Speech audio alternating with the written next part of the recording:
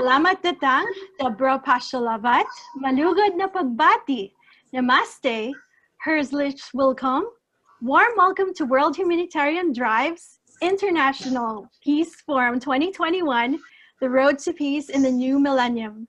Happy New Year! This is WHD's first online event of the year. What an honor to host this prestigious online event. I'm Viva Andrada O'Flynn, Global Media Relations of WHD. I'm originally from the Philippines, now I'm living in the UK. On behalf of WHD, I would like to extend a warm welcome to all of you. Thank you for joining us. There are too many things happening in the world right now. Life as we know it has changed. When we keep updated with all the current events, sometimes we sacrifice our peace of mind in the process. There is a saying by Jimi Hendrix, when the power of love overcomes the love of power, the world will know peace. During this challenging time, most of us are stuck at home, staying safe while our frontliners are busy fighting the battle for us. You're probably looking for inspiration and entertainment. Wherever you are in the world, we're here to keep you company. We'll have very interesting discussions about peace, our topic, with brilliant minds in different parts of the world. This International Peace Forum wouldn't be possible without World Humanitarian Drive, Malaysia chapter. Thank you to Professor Dato Dr. G.P. Dore Sami, Secretary General of WHD Malaysia, for organizing this, WHD Chairman Honorable Abdul Basit Syed, WHD Director of Global Operations, Ms. Sarah Wilson, who is also the head of our tech team, Robin Marsh, Secretary General of Universal Peace Federation UK, our moderator, Ms. Hema Dore Sami, our esteemed speakers, Her Royal Highness Angelique Monet of USA, Dato Lachumanan Ramatha of Malaysia, Dr. Sergey Dvoryanov of Russia, Mr. Eugene Ankuma of the UK, Mr. Christian Gross in Germany, and Engineer Jamal Shamsuddin of Malaysia, and everyone watching this right now live or on replay, thank you. Here's a brief background about World Humanitarian Drive.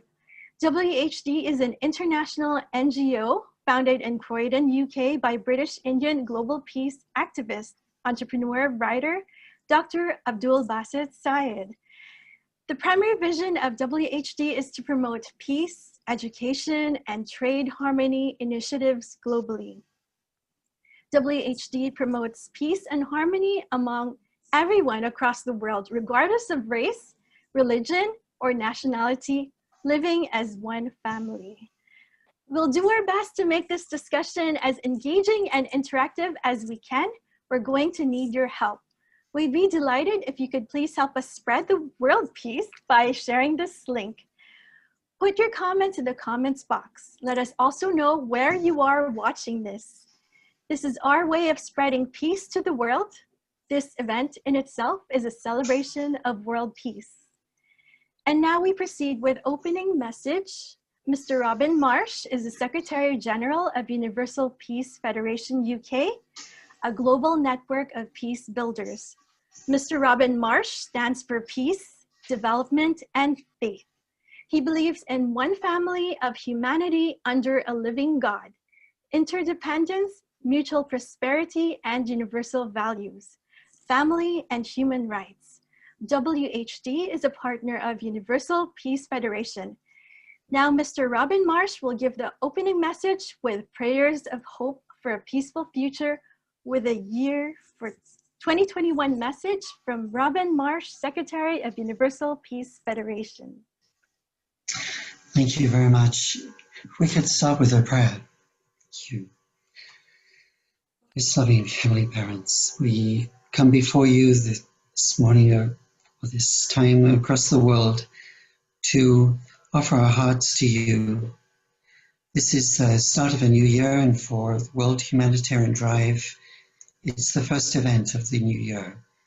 We pray your blessing upon all its activities this year, that it can reach out to many people and bring a peaceful message, a message of hope, a message of fairness and kindness, of soft-heartedness, of love, that we can extend this forum for dialogue, a forum for mutual understanding. We pray that each of the events can go smoothly, each event can engage people and enlighten them, inspire them to a greater capacity in their lives, to have greater hope. We pray that today's event can really bring greater understanding of each other's situations across the world.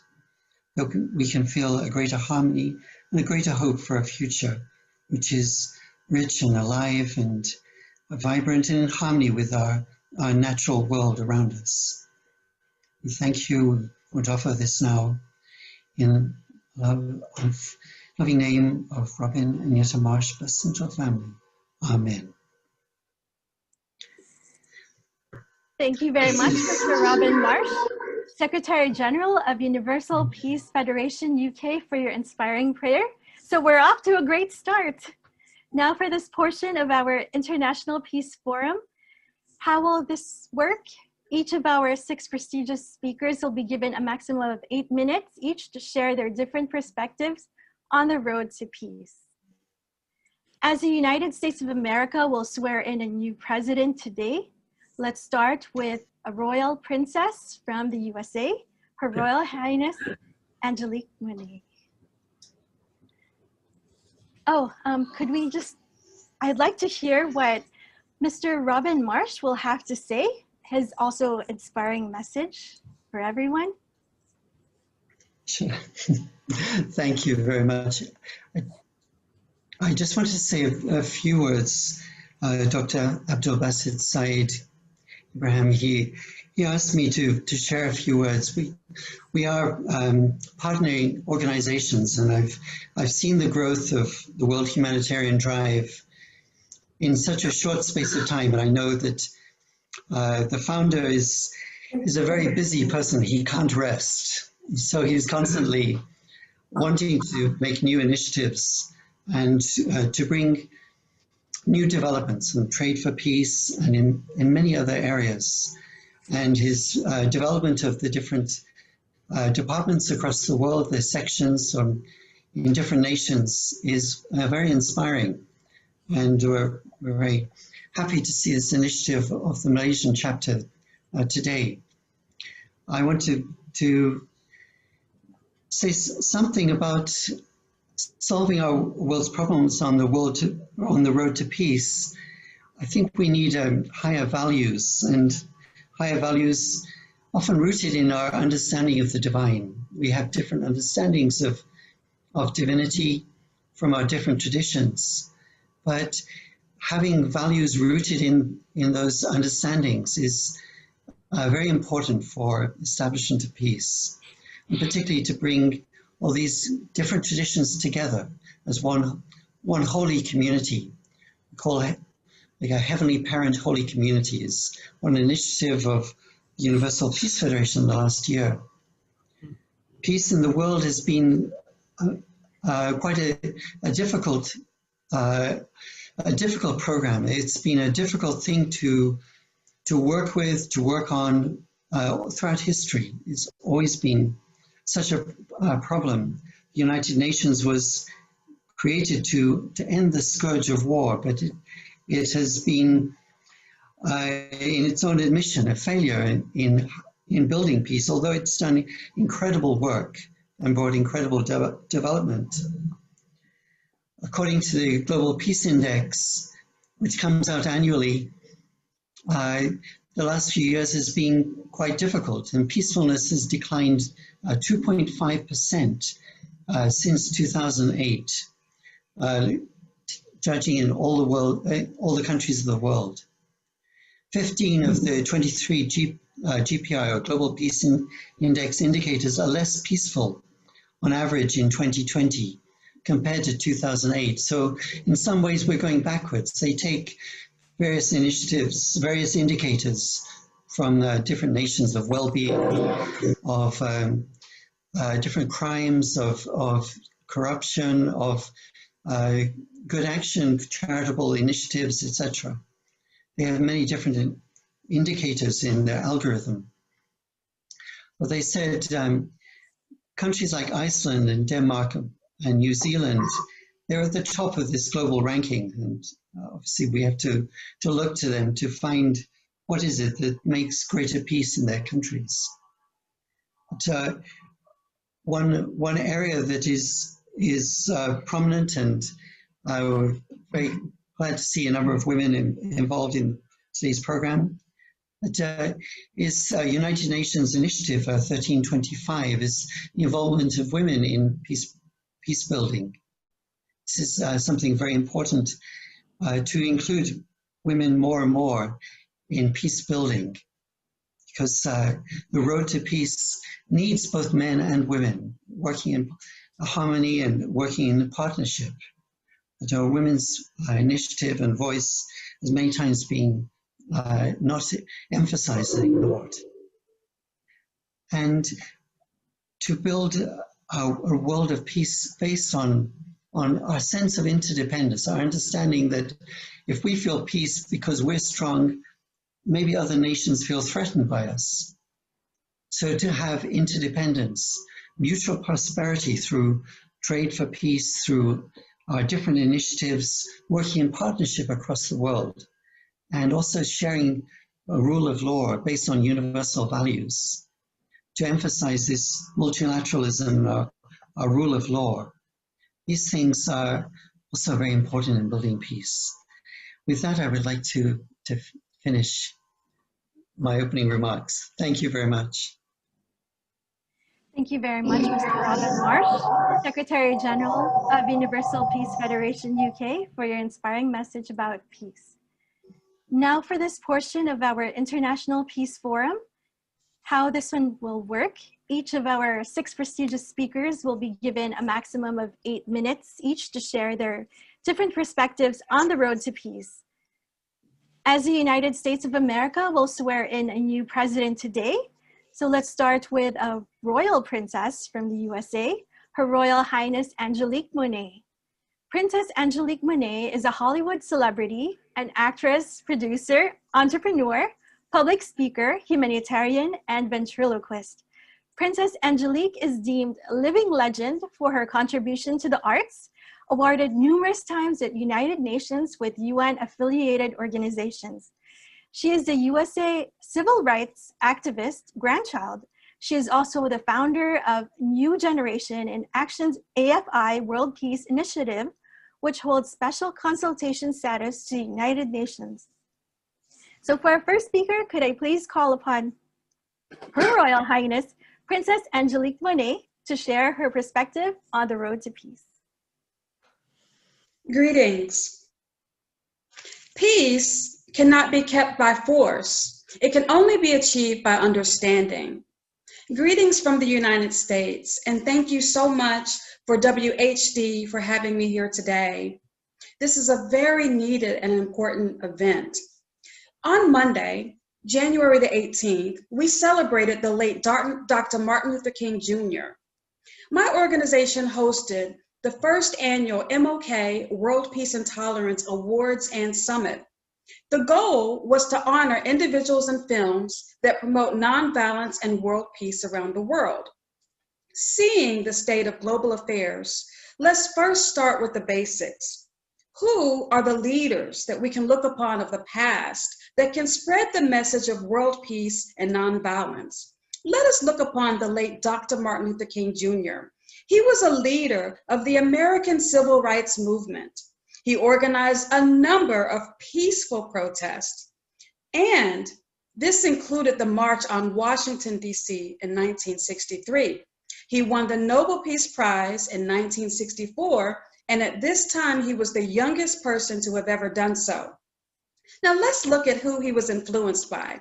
He was influenced by Gandhi, who we all know. He inspired individuals from around the world. This included civil rights leaders in the United States. King even traveled to India and drew heavily upon the idea of nonviolence. Now, King wrote that Gandhi was a guide and light for him. And through King, though they never met, Mandela both worked on the same situation, social justice. Mandela in South Africa, and King in the United States. Sadly, King never got to witness Mandela's speech or see him receive the Nobel Peace Prize in 1993, where he received a standing ovation by saying, "Free at last, free at last. Thank God Almighty, we are free at last." Now, we must look to the elders that came before us. We are a new generation of peacemakers, and we must offer solutions, programs, and most important, education. Through the United Nations goals of sustainable development goals of leave no one behind, my organization, myself, and organizations in which I serve are working very hard on this agenda. Now, when we go back to listen to the principles of the late Dr. Martin Luther King, I would like to read 6 principles that are still relevant today. The 6 principles of nonviolence. Principle 1, nonviolence is a way of life for courageous people. Principle 2, nonviolence seeks to win friendships and understanding. Principle 3, nonviolence seeks to defeat the injustice, not people. Principle 4, nonviolence holds that suffering can educate and transform. Principle 5, nonviolence choose love instead of hate. Principle 6, nonviolence believes that the universe is the side of justice. Now, an example of this is one of our honorees that we honored on MLK Day, Bob Zellner, a prominent civil rights leader. In addition to his film, the film Son of the South, that is about his life, executive produced by Academy Award winner Spike Lee, and produced and directed and written by Barry Alexander Brown. I would like to show this trailer before I go on and speak more about the mission of where we're at now and how the past is catching up with us to the present and how we as new leaders must work for social justice. This is June 22nd, 1961. Can you recall your earliest memories of race? You grab that bat and you do what's right. I don't think so. This is in your blood. All right, this is where you belong, boy. Montgomery's a pretty town. With a pretty ugly side to it. Get out of here! I was in a riot and I walked right through it, unharmed. What is the point you're trying to make? Maybe I could go around college campuses talking to students about the Negro cause. What the hell do you think you're doing? Son, I'm starting to wonder if you are aware of the poison in the apple that you have bitten into. You know this movement is about more than just voting rights. We're trying to change the world. You want to jeopardize your whole life for some grand principle? Isn't that what they're doing? Some of these old boys around here, they really mean to do you some harm. Oh, I bet you ain't happy you came to Montgomery now, boy. So what's gonna happen next? Let's start a revolution. We continue on. Let's start a revolution now. Won't break and we won't back down. But we're still breathing. This feeling too strong. We've been down for too long. What are you supposed to do when everybody wants you gone? You gotta draw the line somewhere. You stop right now. They're gonna kill him. This is for the memory. All my people next to me. They could take our lives, but they'll never take a legacy. There's gonna come a time when something really bad happens, and you're gonna have to decide which side you're on. Not choosing is a choice.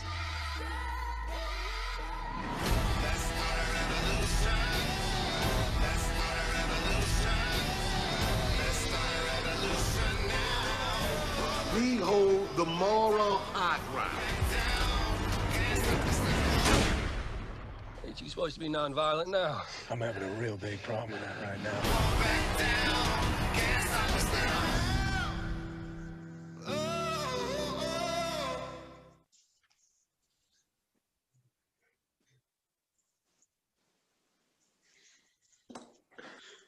So, peace, as Martin Luther King Jr. would say, cannot be kept by force. It can only be achieved by understanding. As I close today, we're bringing in a new administration, Joe Biden, and my sorority sister, Camilla Harris. Let us all wish them the best around the world and a sense of strength.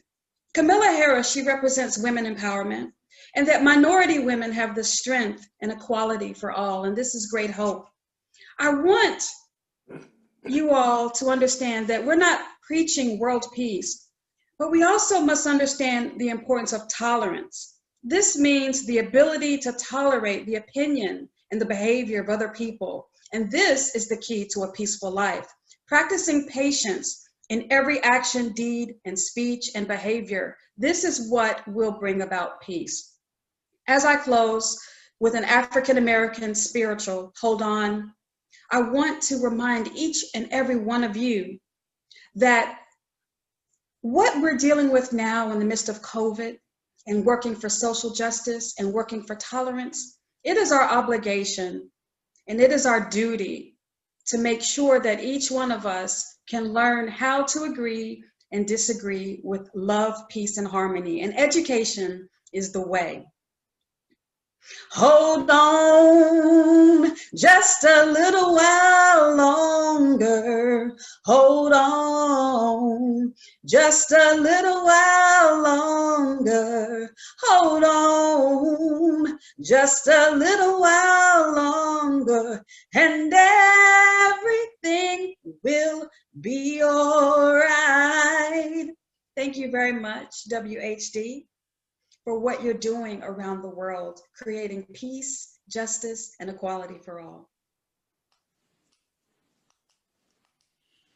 Thank you very much, Her Royal Highness Princess Angelique Monet. You set the tone for our International Peace Forum with your inspiring words and song. For our second speaker, we are honored to have Dato Lachumanan Ramatha of Malaysia. Dato Lachumanan Ramatha, fondly known as Datu Lechu. He holds a bachelor degree in chemical engineering, a master's degree in management. He also mastered the subject of meditation and spirituality taught at the Brahma Kumaras World Spiritual University in India. He became the president of the Brahma Kumaras Malaysia and the national coordinator for Malaysia of the Brahma Kumaras World Spiritual University, which is an accredited NGO under the United Nations. Now there are 50 Brahma Kumaras centers all over Malaysia. He completed a most challenging task of constructing a campus, the Brahma Kumaras Asia Retreat Center in 2014, which offers free self-empowerment and inner leadership courses to people of all levels to build inner resilience through positive change by channeling inner qualities like peace, happiness, love, which are key components for world peace. Thousands of people have benefited from these courses. Please join me in welcoming Dato Lachumanan Ramatha of Malaysia to share his perspective on the road to peace.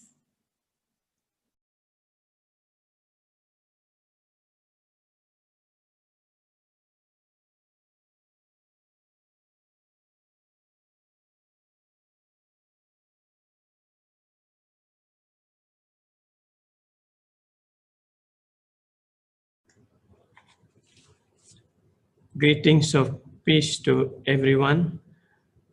I come from the school of thought that every person has a right to be peaceful. That whatever the situation that they are in, they are capable of developing themselves. That their peace is not disturbed.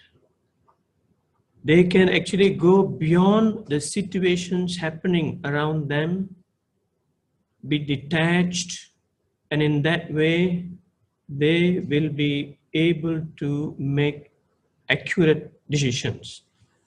So I teach meditation, then I have experienced peace, love, power, clarity, tolerance, and all these things in the process of meditating. So I am very happy to share with you what is needed in the world so that we can really bring peace to the individuals. And if the individuals are peaceful, surely wherever they are, the place will be peaceful, the country will be peaceful. Today, you see that the world is full of sorrow. You know, there's so much of violence, everything is deteriorating, health is not so good, environment is undergoing unprecedented. It has never happened before, that degree of deterioration. But what is the reason for this? Who are the reasons for this? To me, the reason is in the whole world, there is deterioration of values. There's deterioration of human character. So therefore, our problem today is how do we overcome this deterioration of human character? How can we really build this character of the people, because we aim to have peace in the new millennium.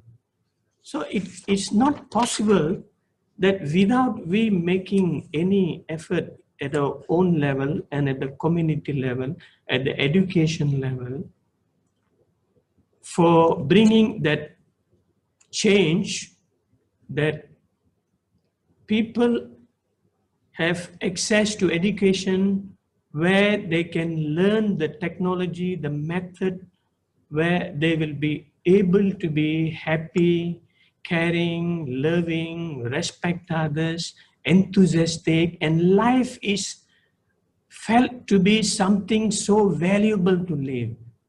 Today, life is not worth living because the world is such. So as I think about it, you know, there is a very important step that we have to take. All of us, we will agree on one thing. We all belong to one family. And as one family, we should be able to be together. We should be able to support each other. But the reality is not that. Why is it? Because the reality is everybody has this ego of I and mine. I and mine. My race, my religion, my country. So whenever this I and my comes, which is associated with whatever background you come from, it is not possible to bring that unity. Always there will be a gap. And then how could we then bring unity and peace in the world? It's just not possible. So for me, a very important thing is missed by the society, the world. The question is, who are you? What are you? This is the main question. To me, we all think that we are these bodies. We are Indian, we are Chinese, we are this, we are that. And in that way, we are human beings, we are one family. But we are not able to be together. We always, whenever we look at somebody from other race, we don't go too close to them. And each religion thinks they are better and they don't go close to them. So there's no unity at all. To me, that there is a real need to know the real identity. What I have discovered is in our university, also what we teach is, you are not this body. You are the energy within this body, the living energy, the consciousness, the soul. This is what you are. But not many people really aware of these things. So therefore, if I begin to understand that whatever my background is, Indian, Chinese, or Malay, or Western people, the reality is I'm energy. You are energy, you are energy, you are energy. And therefore, if that is the case, it means that every person is a living energy. And so you are looking at energy. So therefore, this family is a world family of energies. It's a world family of souls. It's a world family of the consciousness, the world family of inner self. This is what the reality is. This is spirituality.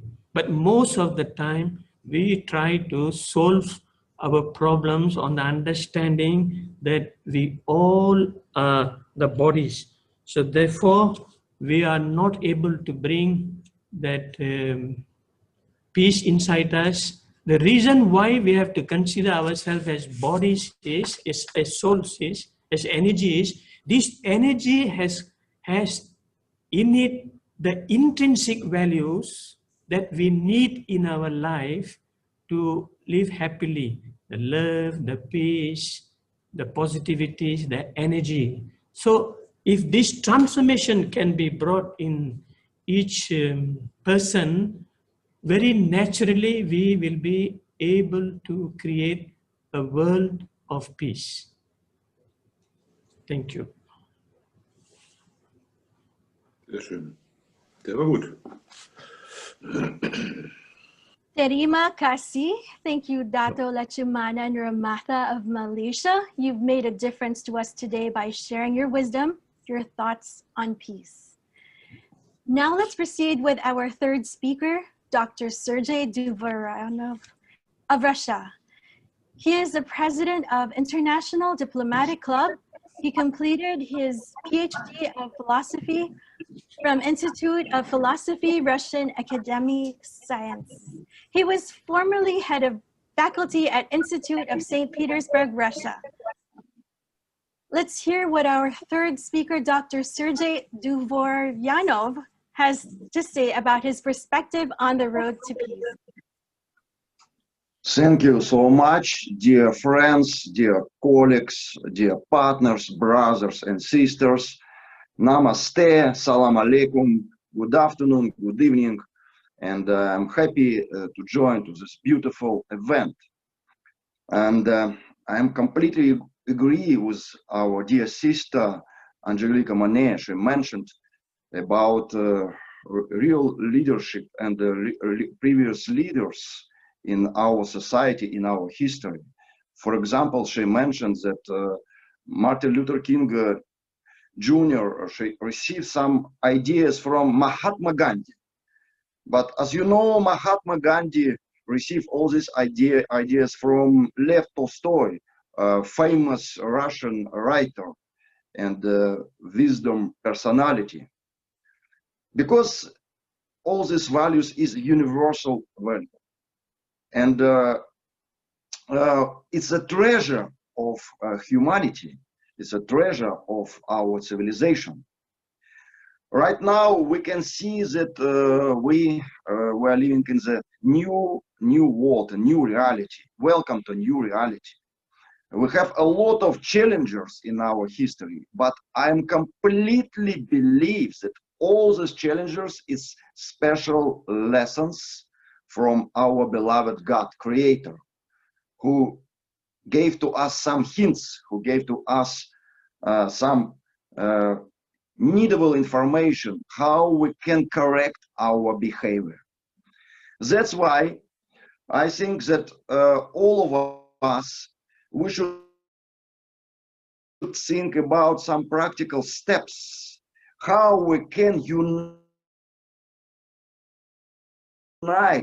all people with a good intention, how we can support our planet, and how we can be united, on which platform we can be united together. For example, right now, you know that in America, new administration will be in power. It's a new page regarding relationship between Russia and America. But I'm looking forward very optimistically, because for me, this situation is like special possibility to found the new way of communication, of dialogue. I am completely sure that future of our planet depends on the leaders. And leaders, the main quality of a real leader is responsibility. Responsibility. But for me, what is the deep meaning of responsibility? I'm completely agree with our beloved brother, Dr. Dato from Malaysia. He mentioned about spiritual knowledge. Spiritual knowledge is the main quality of responsibility. And I'm completely agree that Vedic scriptures, which mentioned about aham mameti, me and mine, about qualities of ego, which always like obstacles and to see the God, to see the pure nature of our heart. And real leadership tomorrow and today is a real process of receiving spiritual knowledge. And spiritual knowledge is the main platform of all spiritual knowledge is a mood of service. Because you know, right now, for example, if we'll see a lot of things happened during this 2020. We know, all of us know. For example, Black Lives Matter, the movement. If Martin Luther King will be with us right now, what he can say about Black Lives Matter? It's violence or not non-violence movement. What is this? I think that we should start very frankly dialogue about all problems of modern society. We can extract from different traditions, religions, scriptures, and wisdoms around all the planet, universal treasures.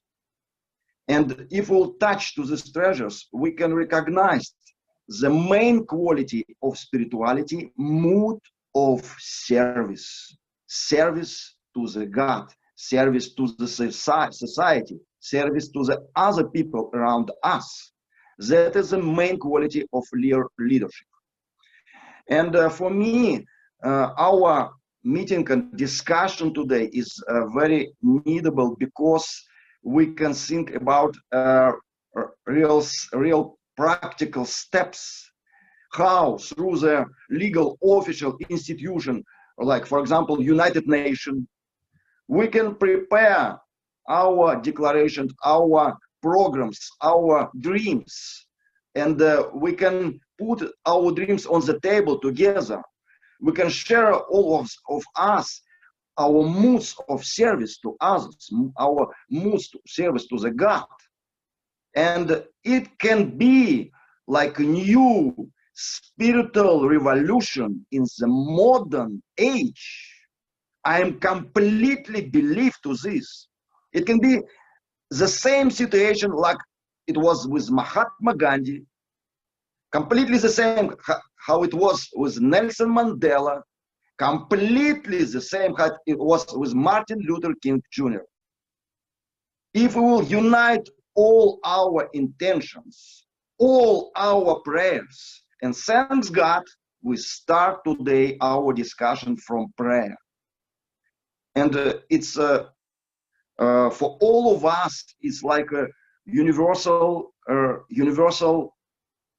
value which we can use to receive some special channel, to receive some knowledge from Creator, from God. And I am completely sure that Dr. Abdul Basit Sayed, which initiated this beautiful meeting today, he has in his mind, and especially deeply in his heart, vision, how we can be united today. We have a lot of conflicts. We have a lot of different problems around us. But again and again, I agree with the previous speaker, Mr. Datta from Brahma Kumaras. He mentioned that our identity should be not identity of the body. It should be identity of our spirit, of our heart. If we will prepare the strategy, how we can be united regarding the responsible leadership, we will win all our problems. And I wish to all of you, my dear colleagues, partners, brothers and sisters, God bless you. Be with love, with the spirit of love and dialogue. Thanks.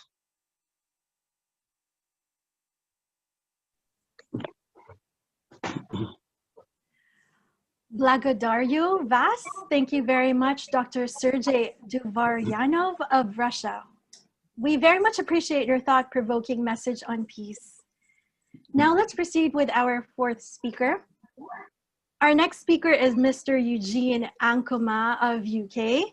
Born in London, Eugene Ankoma is an internationally respected visual artist, mentor, and personality who is both known for his many innovative styles of art and evolving fashion sense. Having shown his work in many countries in Europe, Africa, and the US, he is an artist who has successfully enjoyed an art career for over 25 years, with many art awards under his belt, including major public and private commissions. Coupled with respect and admiration worldwide, Mr. Eugene Ankoma is also the Secretary General of WHD UK. For our fourth speaker, could I please call upon Mr. Eugene Ankoma of UK to share his perspective on the road to peace. Greetings all. It's really, really lovely to be here. It's an honor to be part of this important conference. I'm really fired up and inspired by everything that I've been hearing. I think it's just beautiful and so much soul lifting in everything that we are hearing so far. Having this conference today is quite a poignant moment for me. Why? Because I would say over the last day, 2 days, I have had up to about 5 different friends who have contacted me, talking about how much anxiety and pressure they feel, especially with the current, environment and everything else that we are going through. One of them, for example, has not slept for 3 weeks, which I'm sure you'll agree is extreme. So I'm just going to speak from a kind of a personal perspective, bringing in what I do, and to hopefully give a slightly different take on the road to peace. So thank you. So peace, the concept of it and the reality of it is something that is often in my mind as a creative artist. Often pops up, not just in my work, but it's in my mind a lot. I'm thinking about it in terms of people around me who have it and those who do not have it, because you can imagine this inspires my work. Or as creatives, we study other people and to put the emotions and the things we see around us into our works. But I notice whenever personally I try to consider peace, there is often an immediate opposing group of emotions and thoughts that threaten to weaken my hope of peace, especially in these times and knowing what is going on. But also it makes and influences what I think of my immediate environment and for the world at large. However, from the creative perspective, or from those of us who are able to express, we realize that this is a fight. In fact, over the last 8 months, on a personal perspective, I have had people assume that because of everything that is going on, lockdown, not being able to access this or that somehow I have either slowed down or that my mind and my peace is just completely obliterated to the point of me not being able to create. And this is coming from the perspective that we hear a lot about the creative industries suffering. But the thing that is just opposite to all of this is that we know that by creating, we are also able to free other people, not only out of their own anxieties, out of their own traps, but we know that we are able to free them in terms of meeting with them in the middle. So if I express an idea or a creative person expresses anything, this can be from music, painting, you know, it can be drama, TV, whatever it might be. We know that we are meeting with people, and this connection is absolutely vital in awakening our spirits and giving us the strength to move forward. I'm sure you'll agree, when one's peace is compromised, I mean, what else do we have? How can we bring out anything fresh, easy flowing, or positive to take on life? Since peace for all of us isn't something we, of course, buy from the shop or something we borrow from family or loved ones, we are forced to fix and, if necessary, even alter the perspective or our perspectives so we can become entities who are able to embrace peace in all its possibilities, I would say. Now, we are all very, very aware that it's through this self-analysis is precisely where the challenge lies. So it's easy to think, as we know, that I'm going to have a positive perspective, that I'm going to have a change in my mind, I'm going to think positively about something. But we know that deep down, this is difficult, especially once again, when we see so much around us. But we know it's a must. I am roughly focusing on the personal so far, and of course, without permission from ourselves to reach out within itself for what I call the fight within, which is a quality we all possess, whether knowingly or unknowingly. Without this reach, we cannot and will never affect real lasting change in those around us, in ourselves, and we might as well not bother to do anything. To quote Mr. Wayne W. Dyer, peace is the result of retaining your mind to process life as it is, rather than as you think it should be. In other words, we must face reality head on without lying to ourselves. Furthermore, I learned, no matter what we think of ourselves, every one of us has an audience. In my case, or in the case of creators, people we share our works with, especially online or face-to-face, this audience consists of both those we know and the people we see around us, on social media once again, and so forth. But it also involves many more what I call invisible candidates. Who are these people? Basically anybody around us. What am I really trying to say here? When we find harmony, love, and peace within us, of course, a lot of this comes from our values. We do it not just for ourselves, but actually we ignite, resurrect, and spark a similar, if not the same, power, passion, and purpose in other people. And I think this is so incredibly important. We may find ourselves struggling with our thoughts or whatever it might be, but by fighting and by surviving and by thriving, we are forming a chain of inspiration which affects other people. So if we can imagine that whatever we do for ourselves, if we represent it right, truthfully, we are actually making other people's lives better, whether we know this or not. For me, that knowingness of self and the willingness to give it out positively, despite our natural tendency to give presence to the opposite, is how we can inspire the world with greater peace, especially in these times. And for me, this is what the arts is here to do, or is supposed to do. Now, if I can bring it back to us for a moment. Sometimes, in order to find these qualities mentioned so far, to gain greater understanding of who we are as a collective of people who are journeying together. And let's not forget, it doesn't matter where we come from, what we do, we are all journeying together. As has been mentioned in the previous presentations so far, we are together, and we cannot forget this. We are one. We are spirits.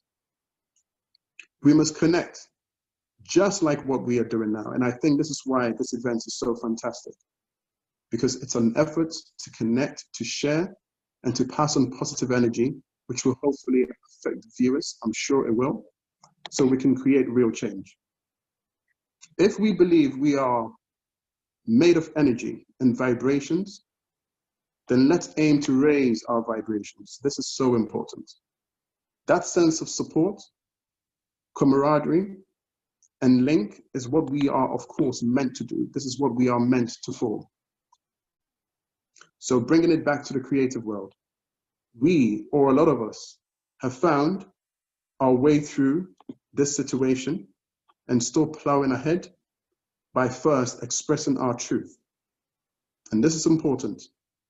My advice to lots of people listening to this, when you feel stuck, express, because your expression has the power to free you. If you're free, you will have greater peace, or you come closer to having peace. So let's create and share this. Let's connect. And once we connect, we will find that we work on ourselves. It's like when you give, you get back.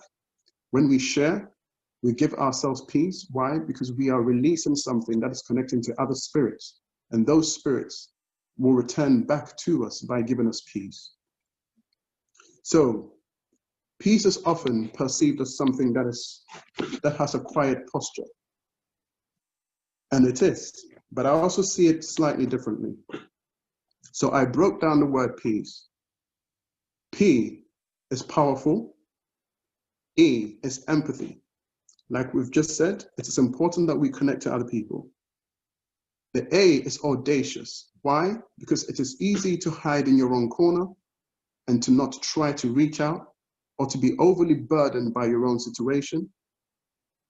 But when you reach out, you're being audacious, you're being brave. The C is contagious. As I mentioned a little bit earlier, once we reach out, we realize that the spirits out there, the other human bodies, are very similar to us. And if we represent the truth within us, this truth is able to infect and affect. So we need to be completely conscious of this and to practice it willingly. And last, the E is empowering. So I'll repeat, the P is powerful, the E is empathy, the A is audacious, the C is contagious, and the E is empowering. Just to end, I have one more quote, which once again goes back to the personal. It says peace. It doesn't mean to be in a place where there is no noise, trouble, or hard work. It means to be in the midst of those things and still be calm in your heart. Thank you so much.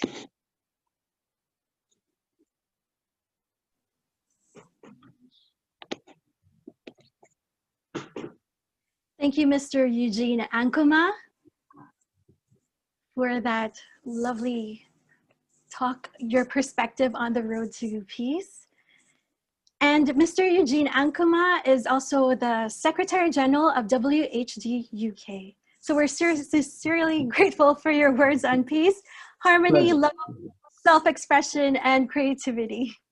Thank you. So thank you so much. Our fifth speaker is Mr. Christian Gross of Germany. He is the founder and president of Open International Dialogue. Open International Dialogue is an international platform promoting direct dialogue between the fields of politics, economics, culture, and civil society based in Berlin. Their motto is talk to each other instead of talking about each other. For our fifth speaker, could I please call upon Mr. Christian Gross of Germany to share his perspective on the road to peace. Yeah, hello, my friends, my colleagues. It's a really very great pleasure to be invited to this conference. And thank you also to Abdul Said Bazit. We met each other 2 years in Munich. And since that, I know WHD. And for me, this conference is very important. The issue of peace has always been a challenge for human mankind. Peace cannot be taken as granted. We have to do everything for peace, everything today at home, for example, in business. And so peace is also, so education is also very important for peace. Because we can see currently globally what peace does not mean. The conflicts, for example, in Yemen, for example, in Syria, the Kashmir conflict between Pakistan and India, these are only few examples. Before I start my remarks, I will introduce a few words to my person. I'm also very engaged in international politics, and especially my special subject is Russia, Eastern Europe, and Central Asia. And here in Berlin, I'm organizing many events, especially discussions in embassies. And since I will tell you something about the idea of Open International, how it started. I was on several events. There was speaking Mr. Professor Dr. Ischinger. Professor Dr. Ischinger is one of the famous, he's one of the famous diplomats here in Germany. And he is organizing the so-called Munich Security Conference. And at this conference, their ministers, their presidents, and all very important people of business. And when he was talking on these events, he always mentioned the topic dialogue. And he also was telling us the story how the dialogue changed between the times of Cold War, for example, 40 years ago. The dialogue was very different compared to our times, because in former times, the people have to talk with each other. Today, we have social media, we have fake news, so sometimes you do not really know what happens in the world and if everything what you read is real. So that was the idea. I took it in my mind for about 1 year, and I asked some people, hey, what do you think of the idea Open International Dialogue? And so the idea was founded. And yes, today we are talking about peace. So to my opinion, to talk to each other, to get a dialogue to each other is one of the most important things that we can how do you call it in English?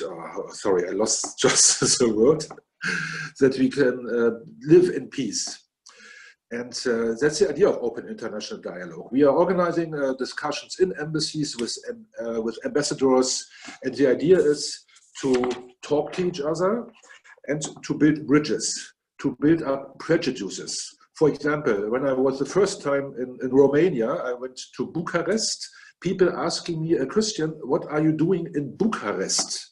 I said, hey, I'm visiting some friends and I have some relationship. Why are you not going to Budapest, Hungary? Budapest is a very beautiful town, and Hungary has a very good reputation compared to Romania, for example. When you people ask in Germany, talking about Romania, you're thinking about, has a very bad reputation in Germany, because in media, when you read something about Romania, you see something, you can hear something about criminal gangs, for example, the problems of Sinti and Roma, ethnic problems, for example, or you see here in the main streets women sitting with their children collecting money, even it's criminal organized. And so I'm telling the people, you do not have also to look what's happening in the media. You have to make your own opinion. You have to talk with the people. So the idea is to organize events in embassies, with embassies, and to talk about the countries, to talk about culture. We are always inviting people from different nationalities so that we are connecting with each other. And so the idea is also to talk with each other. So when you talk with each other, the idea is to understand much more. And so it's very important to know much more about culture. And so the idea of Open International Dialogue, we have last year we have an event in the Embassy of Tunisia, for example. The topic was called Tunisia after the election, the road forward. It was important because Tunisia is the only democratic country in this region. So we were talking about peace, we were talking about politics. How can we achieve that other countries around that can also be going this way, for example? And it's open international dialogue. We are also independent. For example, I want to make events with the Embassy of North Korea, but I also want to make events with the Embassy of South Korea. We are independent, so it's very difficult to be independent, so you can talk in an open-minded way. And the idea of open international dialogue is, it's fantastic because I notice that many embassies are coming to me. For example, I was planning meetings with the Embassy of Pakistan, with Uzbekistan, for example. I organized a discussion in the Embassy of the Republic of Afghanistan, and the people who are coming, and it's a mixture of civil society, it's a mixture of politicians, mixture of people from business. So the idea is to bring all people together, and of course the main idea is to understand each other, and of course if you understand much more better, you also have the greater chance to live in peace with each other. So we will go on, and yeah, thank you very much for this invitation and for the discussion. Thank you. Dankeschön. Thank you, Mr. Christian of Germany, for your insights into this important topic about peace and sharing your events. Now we proceed with our sixth and final speaker. Engineer Jamal Shamsuddin of Malaysia is the Chief Executive Officer of Allied Coordinating Council of Islamic NGOs. He actively participates in NGO leadership and activities, advocacy, good governance, assists in projects for the poor and marginalized, human development, interacts with government agencies, media, and interfaith groups internationally through Religions for Peace. For our sixth speaker, could I please call upon Engineer Jamal Shamsuddin of Malaysia to share his perspective on the road to peace.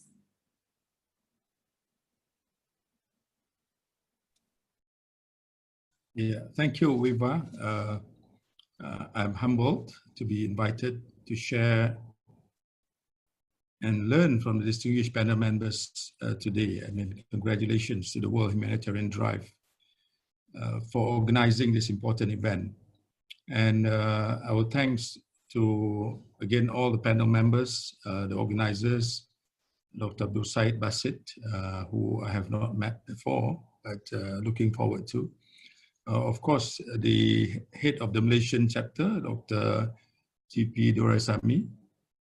Just like to remind that he's not a doctor, he's a lawyer, I think, GP, GP is a general practitioner.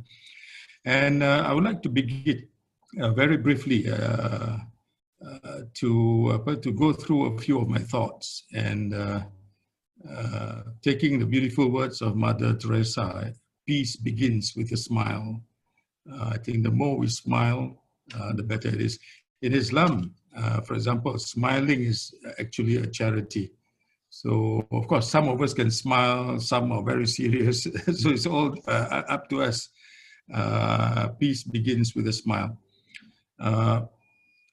Ladies and gentlemen, we are peacemakers, and we need to come continuously to a common understanding and genuinely chart a way for peace, not only for this year 2021, but in the future. Working for peace, in my view, for the future is to work for peace in this present moment.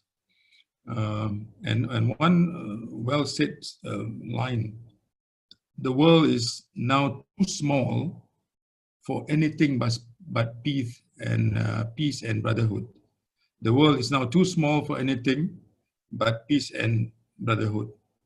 My view is that after years of looking at events happening all over in Malaysia, in Asia, around the world, one of the essential ingredients of peace is for us to respect humanity, to look at a person as a human being first. If you can look at a person as a human being first, forgetting his color, race, religion, whether it's rich, poor, black, orange, or white, whether it's a Christian, Muslim, Hindu, a Buddhist, if you see that person as a human being, and if you can see it through this lens, then we will have that spirit of respect, love, concern, harmony that will manifest by itself. And this is the issue, as mentioned by Dato' Lachmanan just now too, that we tend to see people outwardly, and that becomes an impediment to creating love, peace, respect, and so on. As a Muslim, I would also share my view that, and from the viewpoint of the Quran, that if we can hold to these two principles, then eternal peace may be achieved. And what are those? Chapter 49, verse 13 of the Quran, where God says, "We created you all from a male and a female, and we made you into nations and tribes, so that you may know each other. Verily, the noblest of you in the sight of God is the most God-fearing of you." So we can draw attention to three cardinal truths from this verse. That is, one, the origin of all of us is one and the same. Number two, in spite of being one in origin, it is natural to be divided into nations and races. And thirdly, the only basis of superiority and excellence between men is that of moral excellence. Moral excellence determines what is the best, who are the best of you. And if we go to the second verse in chapter 5:32, whoever takes a life, it will be as if they kill all of humanity, and whoever saves a life, it will be as if they saved all of humanity. If we can adhere to these two beautiful verses, I think a lot of our problems can be solved. Our panel members, fantastic. I think Miss Angela Monet mentioned about, also the others mentioned about Gandhi, Gandhi's response. And we all know what Gandhi said, that there is enough for everyone's need, but not enough for everyone's greed. And this is one of the sources of disharmony in the world. And we see even today, there's a lot of issues, a lot of barriers to peace, but I just wanted to highlight one factor, that is that the significant wealth gap between nations, between individuals, regions, will have to be addressed. Because if you look at two of the richest person now, Stephen Bezos and Elon Musk, individually, their wealth is more than the gross domestic product of Saudi Arabia and South Africa combined, individually. That's how big the disparity is, and something has to be done. And we all know that more than 1 billion people live in abject poverty and hunger.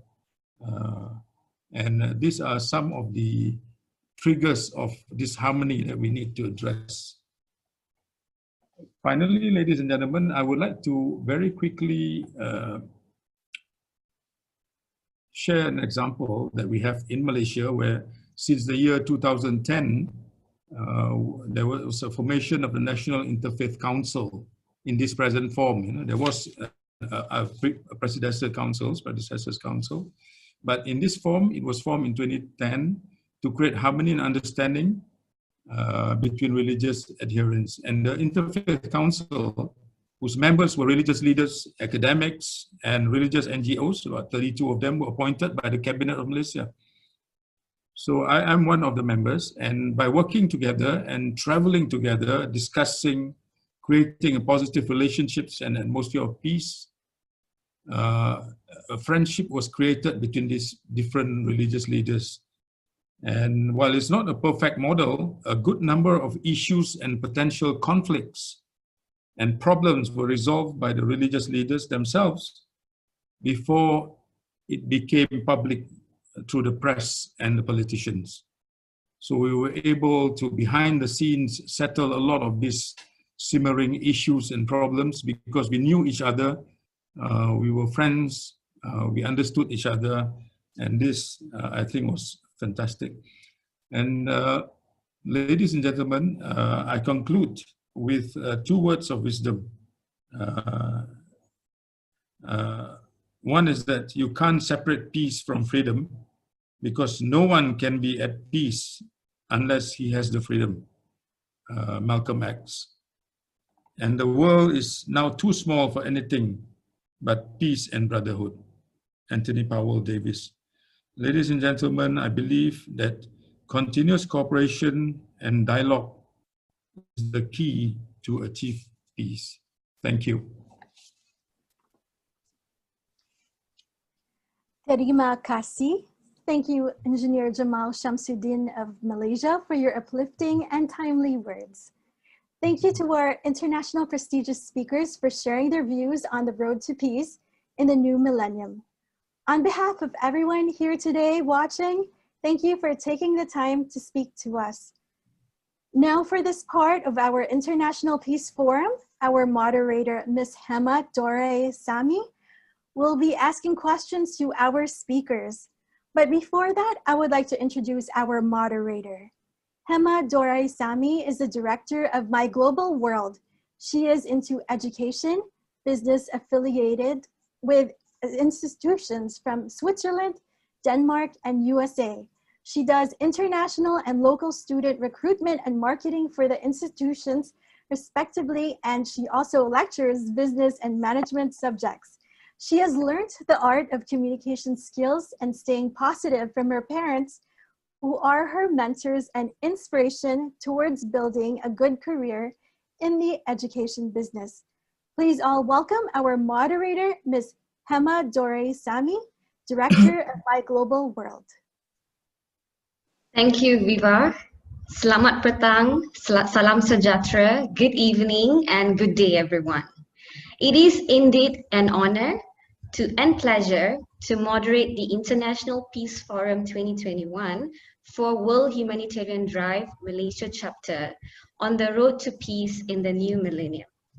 It is known that the primary vision of World Humanitarian Drive is to promote peace, education, and trade harmony initiatives globally. The founder chairman is a global peace activist himself and advocates peace all around the world. Today, we have had the privilege to listen to 6 amazing speakers on their thoughts on the road to peace in the new millennium. Each one of us has the power to change the world. Just start thinking peace and the message will spread quicker than you think. Without wasting any further time, let's begin with the moderating session for today with our first speaker, Her Royal Highness, Princess Angelique. Princess Angelique, we know you are actively involved with the United Nations and the Sustainable Goals. Would you share a brief on the plans that your organization has in regards to spreading peace? Yes, thank you so much for that beautiful question. I want to first of all thank WHD for the beautiful summit that you're putting together today, and our honorable Abdul Basit Saeed. He's doing an amazing job promoting world peace around the world. I want to thank also Eugene, because I'm also a creative artist. And one thing that I'll quote MLK again is I want to say that I tried to love and serve humanity. So me being a creative is how I've been able to spread the message of peace since I was a little girl. So with our organization, New Generation in Action, our main agenda is the Artisan Festival International World Peace Initiative, where we use film, we use fine art, we use artisans, we use all the creative individuals including the media, in order to promote world peace. We host events at the United Nations headquarters. We host events where we honor films of purpose during Festival de Cannes. And now, since we're in the COVID lockdown, I've been a pioneer and advocate of smartphone cinema, where we're using smartphone cinema to empower individuals around the world in inner cities, specifically in Africa, India, in order to make films in your cell phone. So these are some of the sustainable models that we have. The media, as we understand, has a strong impact. Communications has a strong impact. And our industry of creatives have been shut down, and we don't have the theaters, we don't have, many of the creatives do not have access to funding because they're creatives. So this is one of the reasons why our organization is even more important now, to promote films of purpose that you saw earlier, to encourage artists, alternative means of support. And it's just really important because with the arts, we can empower individuals, we can educate, and we can create the Sustainable Development Goal models. So this is our agenda. We're an international organization. Though we're based in New York, we're doing international work around the world to spread the message of peace. Thank you, Princess Angelique Monet. I wish you and your organization all the very best in spreading peace. Thank you. Well, our next speaker, the next question for the next speaker will be to Datuk Lakshmanan. Datuk Lakshmanan, how can spirituality be sustained towards establishing lasting peace in the new millennium?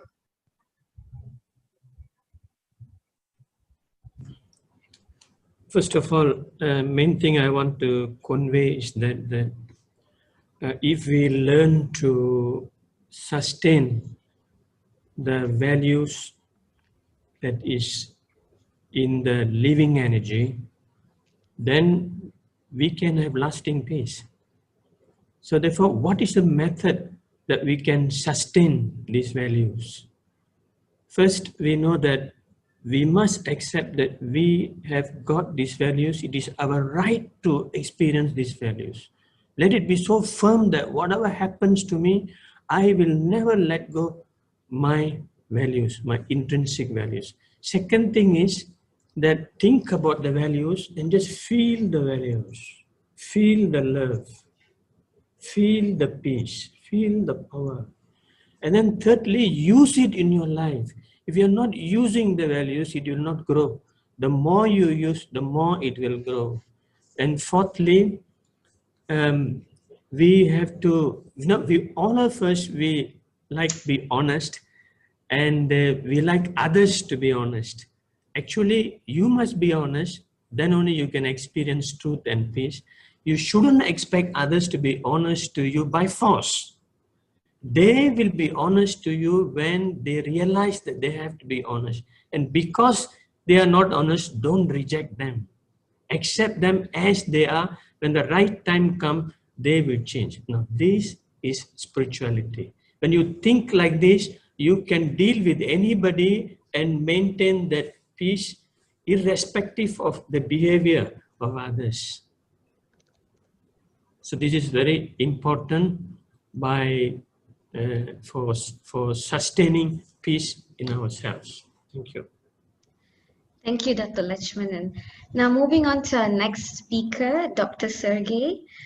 Dr. Sergey, on your experience, having worked in the government in various levels, we would like to know what made you start the International Diplomatic Club, and could you give us a brief of the activities of the club? Thank you so much for your question. First of all, as you know, diplomacy, we have some official institutions, which is an embassy, which is representatives of the state, of the country. And we have public diplomacy, like a culture instruments, which can unite our hearts. You know, the famous words, power is nothing without control. I can edit these words. Power is nothing without love. All we need is love. And the mission, spiritual mission of our International diplomatic club is spread the ideas of love, of open hearts, open heart dialogue, dialogue with love, because love, actually, the deep meaning of love is dialogue. Love is exchanges of our energies, of our souls, of our hearts. That's why our diplomatic club, support by different governments, were very active in Middle East, in India. We're part of the BRICS Intergovernment Association, as you know, Russia, India, China, and South Africa, 5 countries. And we also were partners with WHD, thanks God. And I'm very appreciative to Mr. Abdul Basit Sayed and also to Robin Marsh, because Universal Peace Federation is our big hope for future. And thanks that you invite me to this beautiful discussion and give me a chance exchange our moods, my moods of service with you. Thanks. Thank you, Dr. Sergey. Thank you. Let's move on to our next speaker, Mr. Eugene. Mr. Eugene, kindly share your thoughts and experience on how to achieve peace through the medium of illustration, fine, and arts.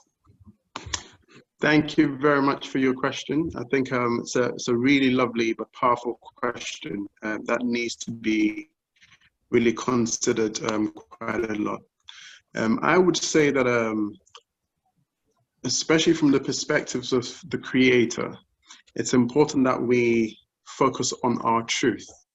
As we have heard many times, if you connect to your truth and you express it truthfully, it will set other people free, because the truth does set free, as we know. So what I would say is be aware of your expression, that it's something that is going to be absorbed by other people, by an audience. So being willing to give of your positivity is vital through the expression, whatever that might be: songwriting, acting, painting, poetry, whatever it might be. And especially, as we've all touched on and said, it is particularly vital that we do that at this time with a conscious awareness, conscious effort that we are given in order for other people to have less of a burden. Peace for me, I can describe it in another type of way. It's a process of letting go. And again, from the creative perspective, letting go by letting your ideas go.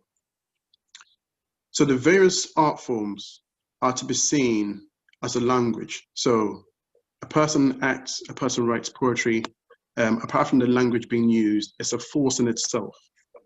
So freely speak, but speak of your efforts. Speak through your truth, speak through your experiences. And the beauty of speaking truthfully through your experiences is that, again, it sets other people free. It gives other people the engine or the petrol, if you like, to be able to also do what they need to do to express. And as we said earlier, or has been touched upon, by letting other people, or by allowing other people to also express, you are allowing them to set free their truth. And if we are in a position where we are setting ourselves free through our expression, we have greater peace. And this is for creatives and for non-creatives. It is very important that we kind of focus on letting loose, on expressing. And I think once we express honestly, again, it has a magical effect of affecting other people, speaking to them and making them, have the excuse to also let go. And this is particularly for creatives, especially because once we feel, when we're in a position when we feel locked, things go wrong. Whilst I was thinking about, today's conference, a quote came to my mind, which I put down, and I'll just read it quickly. Things go wrong and life gets confusing when we separate ourselves from our voice or our talents. Things go wrong and life gets confusing when we separate ourselves from our voice or our talents. So we must connect to our talents and our abilities, and then connect to other people. Thank you very much. Thank you, Eugene, for that interesting answer. Well, let's move to our next speaker, which is Mr. Christian Gross. Mr. Christian, What are the challenges of open international dialogue? Thank you. Thank you very much for this very good questions. Yeah, the challenges of open international dialogue is when you, for example, have discussions in embassies with ambassadors. It's very important that you have to know many informations as possible, because especially, as I told you, especially in the modern times of social media, there are written many things. So when you're discussing with people, with ambassadors, it's important that you know these things. And you must have a very sensitive feeling. For example, when you want to organize a discussion in the embassy of Pakistan, and you also want to organize an embassy of India, these both countries do not like each other. I will say it so this way, because of the Kashmir conflict. You have to know about the Kashmir conflict. So the challenge is you must read a lot of, must have a lot of informations, and it's very important also to speak with people who are involved with this topic. So yes, this is a really very great challenge. But this is the idea of open international dialogue is to bring also perhaps countries together. For example, there was, I think 2 months ago, there was a discussion with the embassy, with the ambassadors of Armenia and Azerbaijan. You know, there was and there is still a real terrible conflict, but it was possible to bring these ambassadors together. But before that, it was very hard work to make the discussion and to lead it. So we will go on, because open international dialogue, we are fighting for peace. Peace is very important for me. And so it's, again, a very great pleasure to be here at this very important conference. Thank you. Thank you, Mr. Christian, and I wish you all the best with your initiatives. Now let's move on to... Thank you. Now let's move on to our last speaker for today, Engineer Jamal. Now the question for you would be, what would you think is one of the most effective way to achieve peace in the current scenario where conflicts are ever present and resources limited for men of peace? So that's the question. For that question. I think that is the essence of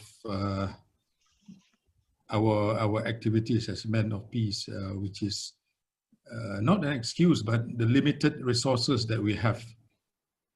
So my suggestion from my observation is that we as people of peace should organize ourselves and do it in a very organized way, strategize, plan, and in every localities, in every area, parliamentary area or state representative districts, there should be an effort to influence the 2 seats of power, ataupun the 2 seats of power and influence. And this doesn't need much resources, in my view, only some concerted and coherent effort. I think we should play an important role to influence policies. We need to engage with the key decision makers and the influential people. We cannot be only on the periphery of issues. This is something that is a challenge to all of us. And our message of peace to this power of influence, the seats of influence, should be very simple, clear, and contemporary. And these 2 seats of power and influence, we must ensure that they're able to hold peaceful values close to their hearts. That is very important. And I'm actually delighted for simple things like the Football Association of England, for example. They even have anti-racism body, that if there's any racist issues, racist statements, racist decisions, this body will evaluate and take almost immediate decisions. This is very, we should encourage that. Every nation should have that. It is a good thing. And peacemakers, I think, must be celebrated and supported. Peace haters must be neutralized. We cannot only celebrate, but forget about those enemies of peace. You know, how do we neutralize them? How do we handle them is a challenge to us. And the closest seat of power to a common voter, you and me, is the representative or the member of parliament.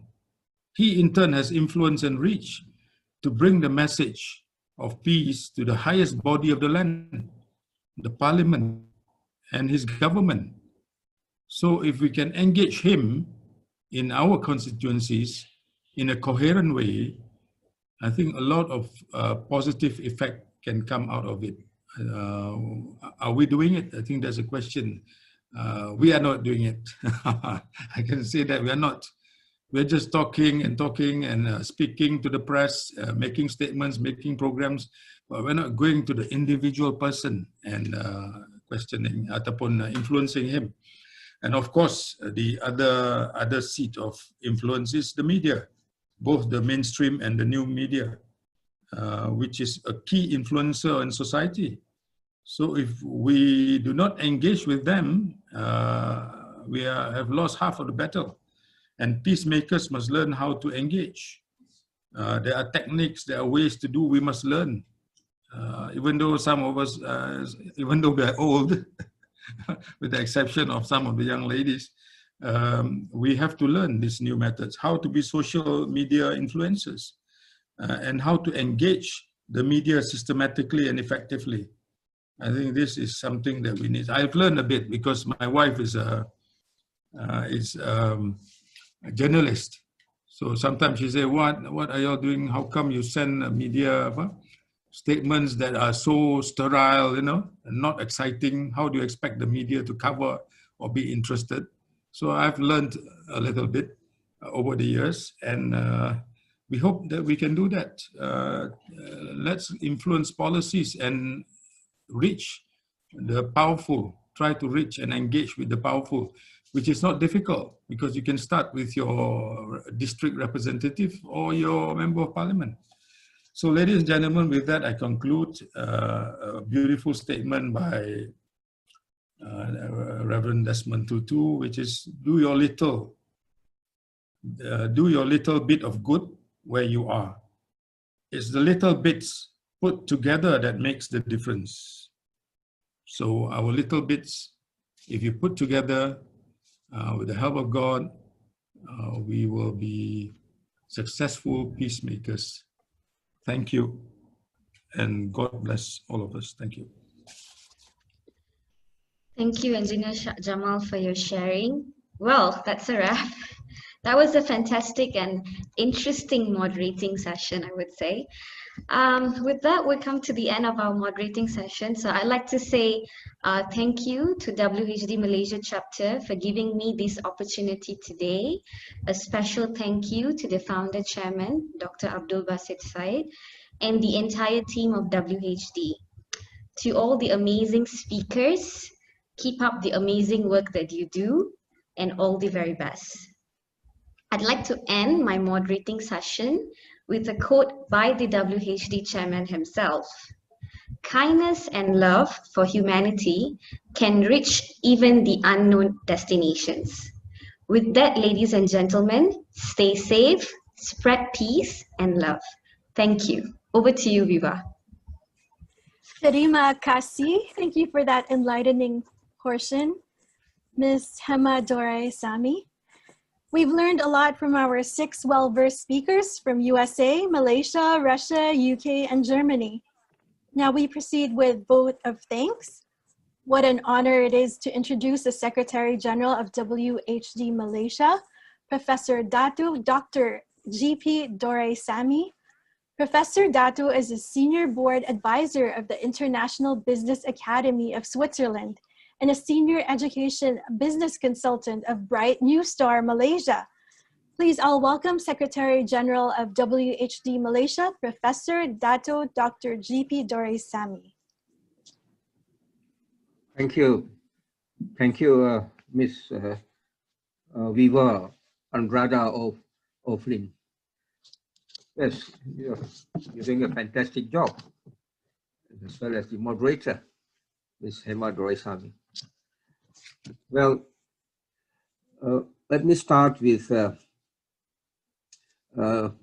thanking our very, very important person who has done a fantastic job for doing the opening speech for this event, International Peace Forum 2021, organized by World Humanitarian Drive together with the Malaysian chapter and the HQ in London.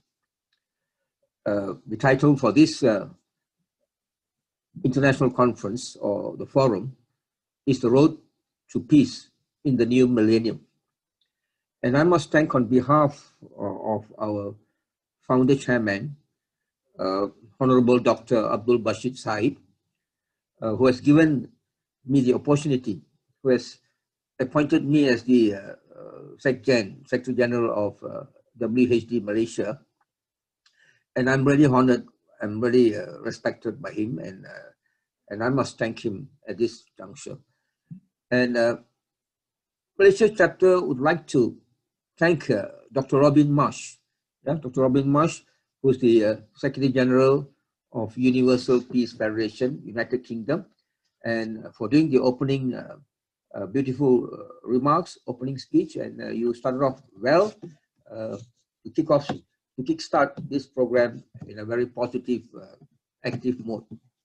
And at this juncture, yes, once again, I thank Honorable Dr. Abdul Bashir Said, who couldn't make it for this event, but I know he's with us, yeah, wherever he is, and he's following this program as well. And before I go into further, I was listening to all the 6 speakers.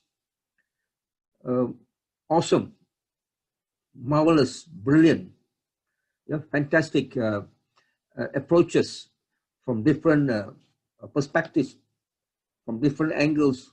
We had our first speaker, Her Royal Highness Princess Angelique Monet from the USA, who spoke so well. You know, she's a founder of the what do you call NGIAs and AFI World Peace Initiatives, a very famous Hollywood celebrity, for being with us, for finding the time to be part of this forum, and she spoke very well. In fact, talking about Mahatma Gandhi's principles, Martin Luther King Jr.'s principles, and many other world leaders, you know, who brought about peace to this world. So very well researched, well presented, and we thank you, Her Royal Highness Princess Angeline Monet. And the second speaker is none other than Dato' Lechumanan Ramata from Malaysia. He's the president of the Brahma Kumaris Malaysia. Well, Dato' spoke from a spirituality angle, yeah, talking about spirituality, talking from the soul, from the inner consciousness. It's not easy to bring out this kind of what do you call feelings to other people. It takes time. It takes a lot of energy. It's a real feeling. It is something that we can say, but if you don't meditate, then you don't see anything. So it is something that is action oriented. You know, whatever said, it must be put into practice. And Dato' Lechmana, being a very senior member of the Brahma Kumaris Malaysia and a very known internationally, I think he spoke very well, and he presented very well in this forum. Thank you, Dato'. And our third speaker, Dr. Sergey. Dr. Sergey from Russia. I mean, he's the president of the International Diplomatic Club. Amazing, Dr. Sergey. your connection with all the embassies of the world, of different countries. And you have taken that initiative to connect peace with all these embassies of the world. And if you talk about Pakistan, of Afghanistan, of India, everywhere, where there are conflicts, we need peace in those conflict areas. And I think you're doing a wonderful job with your International Diplomatic Club. And thank you, Dr. Sergei. Your presentation was very, very well presented, very, very clear, brief, and precise. And of course, our fourth speaker, a very famous international visual artist, Mr. Eugene Ankoma, and you have a very brilliant, very, very, very, very well-researched speech you have given. You have seen from the visual artist, being an artist, and it's not easy to bring out the concept of peace to the people. Using your expertise, using your energies, using your own qualities in you as a visual artist. So I think seeing you that you have done a lot of job, a lot of things that you're doing to the public, to the society, to bring about peace in the region or in this world. In fact, it's something great from you, Mr. Eugene. Thank you for your wonderful presentation. And of course, our fifth speaker, Mr. Christian Gross from Germany, the founder and president of the Open International Dialogue.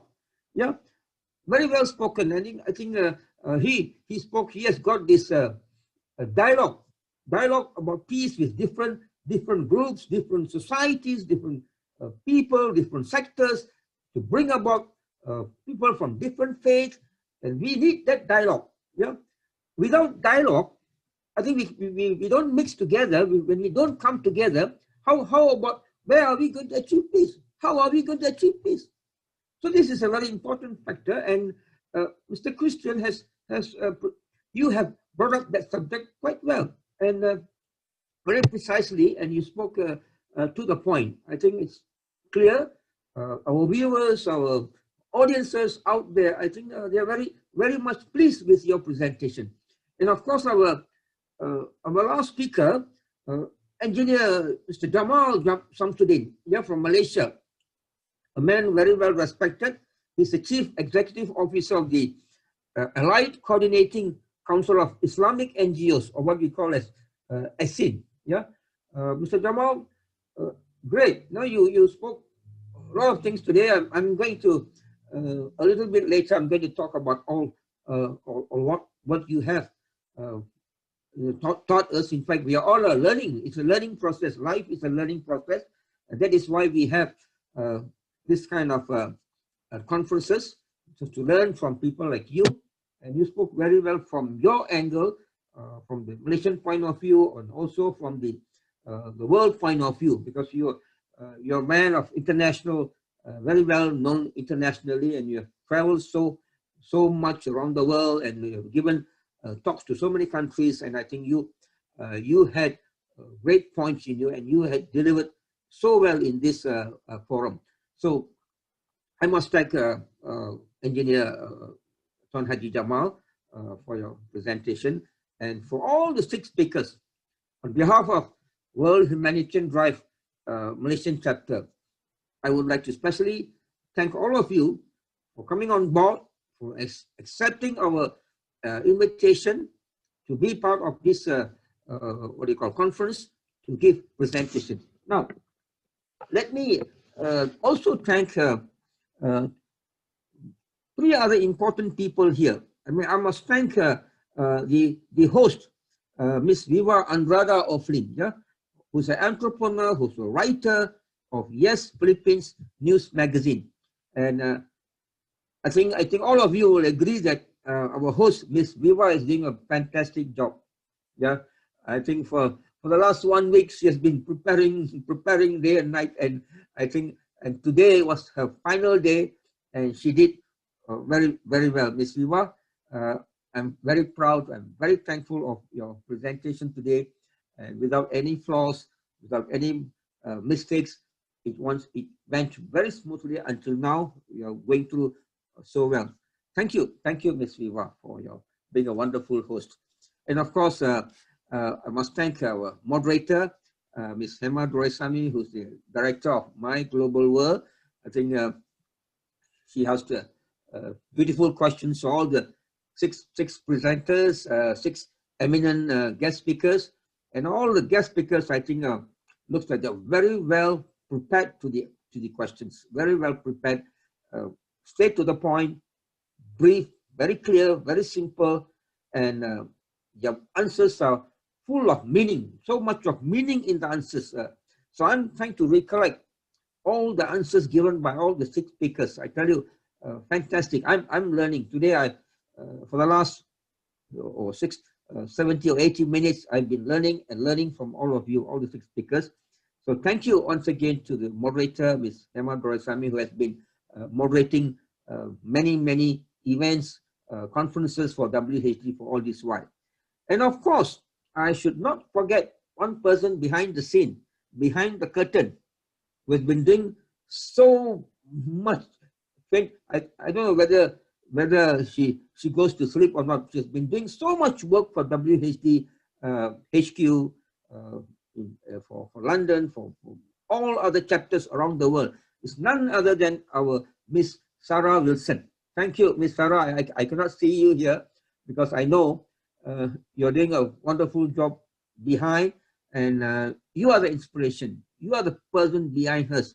You know, without you, I think this whole event would not be a success. And she, Miss Sarah Wilson, is the global head of operations for this event for WHD worldwide, and to all her team members, her team members who are with her from day one till now, till the success of this program. I must thank you, Miss Sarah Wilson. Thank you for so much for being part of us. Now, my last and final, before I end up my closing remarks. Now, today is a very important day. Today is a very significant day. I must mention 3 pertinent points, 3 important points. Why I say 20th of January is a very important date. I think the first point was highlighted by none other than Her Royal Highness Princess Angelique. She said today is America's important installation day for the new president or new vice president and their team today, 20th of January.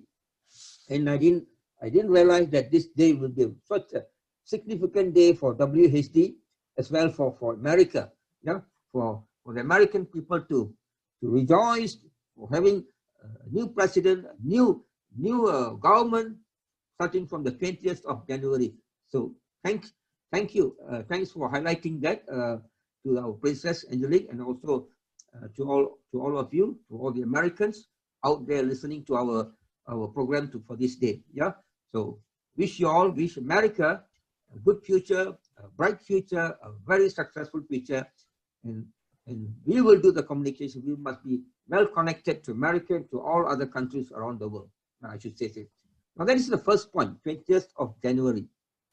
Now today, as I realized, I've been receiving quite a number of messages. Today is the birthday, one of the Guru, Sri Guru Gobind Singh Ji.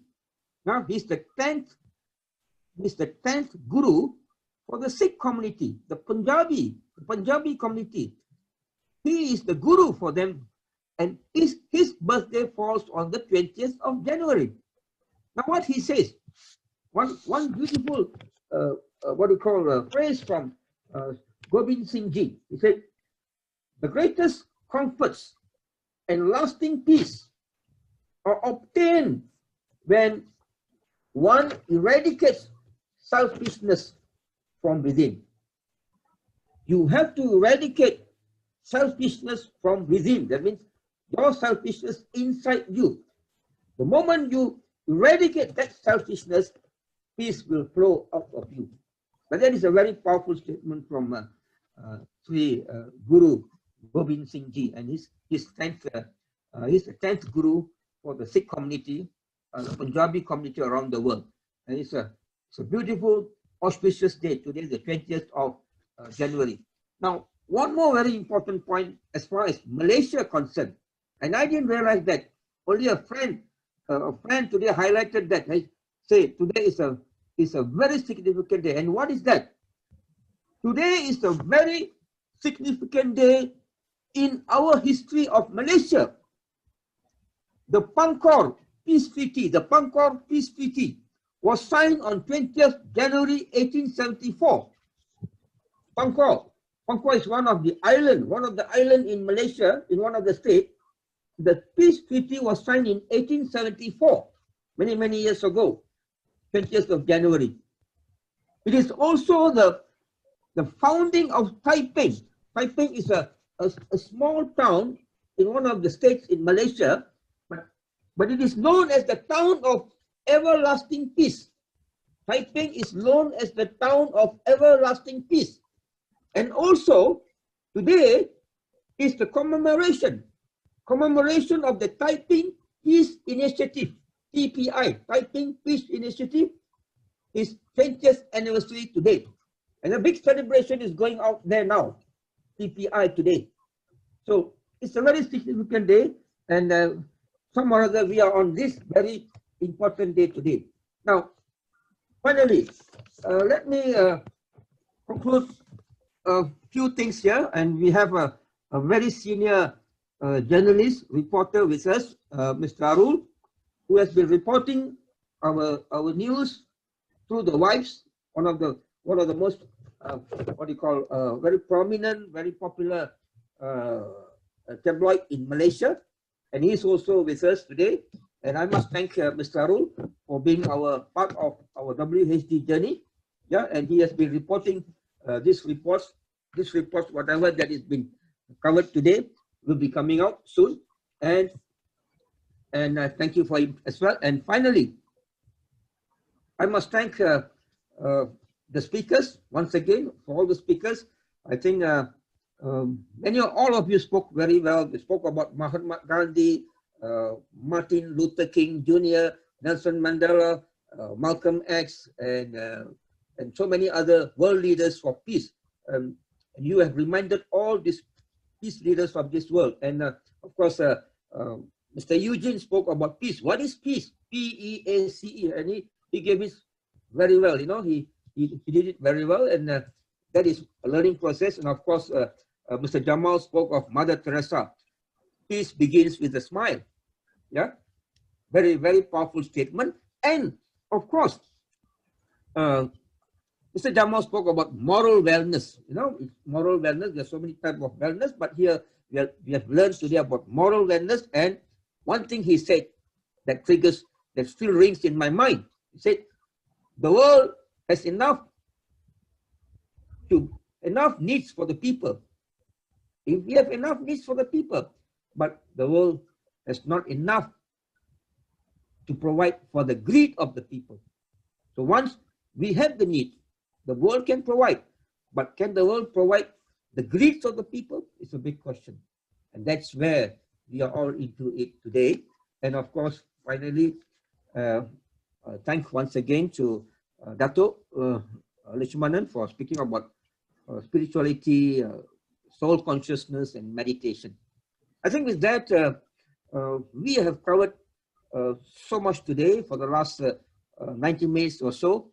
What about peace in this world? And to all the speakers, once again, from the bottom of my heart, I thank all of you for coming together, for giving us this time. You know, I know you're very, very busy people, but in spite of your busyness, you had some time for humanity to grow. We need people like you. Without you, WHD is not here. And WHD is here is because of you, and we need you. And please, accept my apologies if there's any miscomings, any shortcomings in our program. And I thank on behalf of our president, Dr. Abdul Bashir Said, and Dr. Robin Marsh, and also from Ms. Sarah Wilson. I'd like to thank you, a big thank you to all the speakers, the host, and the moderator, and our journalists. Thank you, sir. Thank you. Thank you. Thank you. I pass it over to Miss Ofli, Viva Ofli. Thank you to Secretary General of WHD Malaysia, Professor Datu Dr. GP Dore Sami, for that enlightening vote of thanks. Thank you for making this peace forum possible, WHD team, our 6 inspiring speakers from different countries, and everyone watching. Greetings of love and peace wherever you are in the world. We come towards the end of WHD's International Peace Forum, The Road to Peace in the New Millennium. Although we're not physically in the same room, we feel connected and at peace with all that we've heard and learned today from our inspiring speakers. Congratulations to all who took part in today's event.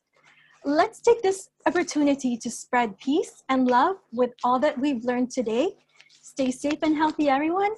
To our frontliners, we salute you. To quote one of the most important and beloved First Ladies of America, Eleanor Roosevelt, she said that it isn't enough to talk about peace, one must believe in it. And it isn't enough to believe in it, one must work at it. Thank you for the opportunity to host this event. I'm Viva Andrada Oflin. This has been World Humanitarian Drive's International Peace Forum 2021, The Road to Peace in the New Millennium. If today's discussion inspired you, please share the link with your contacts. Also follow us on our social media accounts, and our website is www.whd.org.uk for more inspiring events. Thank you for joining us. We'll see you again soon. Peace and love to you all.